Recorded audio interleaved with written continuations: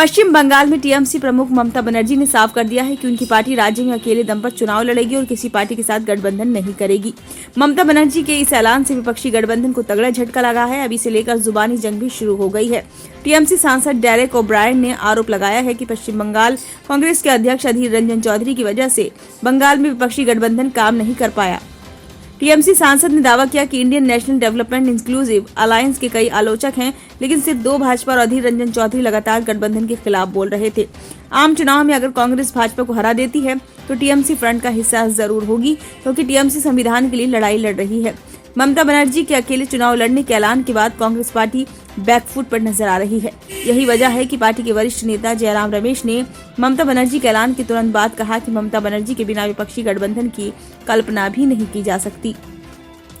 आम चुनाव में अगर कांग्रेस भाजपा को हरा देती है तो टीएमसी फ्रंट का हिस्सा जरूर होगी, क्योंकि टीएमसी संविधान के लिए लड़ाई लड़ रही है। ममता बनर्जी के अकेले चुनाव लड़ने के ऐलान के बाद कांग्रेस पार्टी बैकफुट पर नजर आ रही है।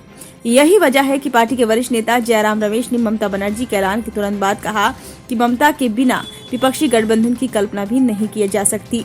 टीएमसी सांसद सुदीप बंदोपाध्याय ने राहुल गांधी द्वारा निकाली जा रही भारत जोड़ो न्याय यात्रा के बारे में टीएमसी को सूचना नहीं दिए जाने पर नाराजगी जाहिर की।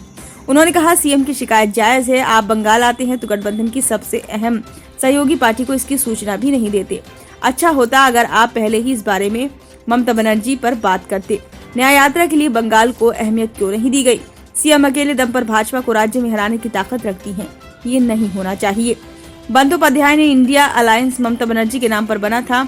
इंडिया नाम भी ममता बनर्जी ने दिया था। वह चाहती थी कि गठबंधन सफल हो और सभी पार्टियों का एक ही मकसद होना चाहिए, और वो है भाजपा हटाओ देश बचाओ। ब्यूरो रिपोर्ट, नई दिल्ली।